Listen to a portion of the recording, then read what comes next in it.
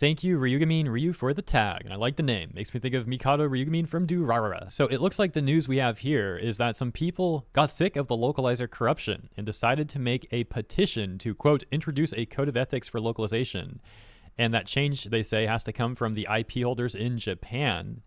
Further adding that the plan is to deliver the the petition to Ken Akamatsu, the well-known mangaka and creator of Love Hina, and of course well-known politician over in Japan as well, who has fought for years for Japan's artistic freedom. The petition goes on to state, the localization industry of Japanese media, video games, anime, and manga is plagued with unprofessionalism, going from unnecessary changes and insertion of inside jokes all the way to censorship of content the localizers deem to be, quote, inappropriate, unquote, for audiences outside of Japan. Going on to essentially talk about how localizers abuse their power, even against the wishes of the target demographic, the target audience around the globe.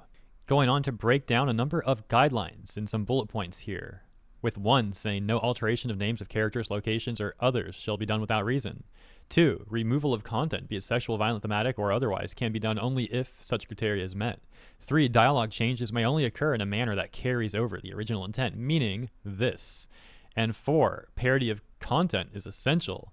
Finally, 5, and 6 actually, mistranslations, whether by mistake or in purpose, should be fixed as quickly as possible after discovery, even after release, be it for games in the form of patches and updates, digitally distributed media, streaming for the case of anime and image hosting sites for the case of manga, and physically distributed media, Blu-ray and DVD disc, printed manga should be recalled and reprinted with the correct translations. And finally, as mentioned, 6, refusal to adhere to these guidelines shall face punishment. Adding an important note regarding the parody of content, and seemingly translating the entire thing in Japanese as well. Finally, they close the petition with examples of unprofessionalism in the localization industry. And at the very top is just an absolutely insane video. If you've never seen this before, like, check this out. So on the left, you have USA. On the right, you have Japan. The video description itself saying, Fire Emblem Fates suffers from pointless changes in the USA version, like removal of features and butchering of supports. View support conversations again. And on the right, you see what it should say. And on the left is what USA apparently did get, which is essentially nothing.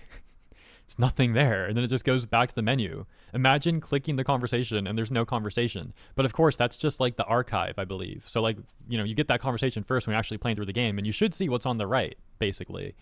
And instead, you're met with, well, as the petition says, 26 boxes of dialogue removed for the sake of making a joke about ninjas being silent. I don't know if this was the localizer being offended by something this time, or if they were just being lazy or something. I don't know, but that is just crazy. Just as crazy is how a lot of people who are apolitical watch my videos or find topics like this to be interesting.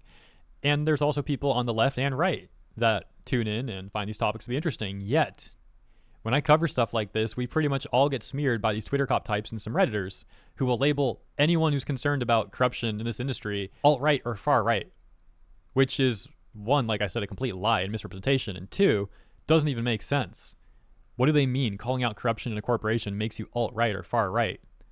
The people saying that are usually on the left. So what are they basically saying about the left then?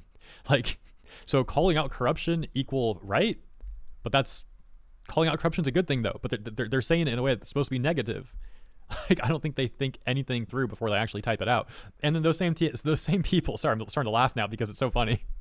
Those same people will then be the types to talk about how their media literacy is above everyone else's when their literacy is like 0. Anyways, going back to the petition, yeah, interesting stuff. If you'd like to read more of it and get the full context, because I kind of skimmed through the bullet points and all that, consider checking out Ryugamine Ryu's Twitter account, where they link the petition right near the top of their Twitter account. You should be able to find it really easy. I'll put their @ in the description if you want to check it out, etc., etc. So I hope you enjoyed this segment. As always, thank you so much for tuning in. Thank you for your time. I look forward to seeing you in the comments and, of course, in the next segment.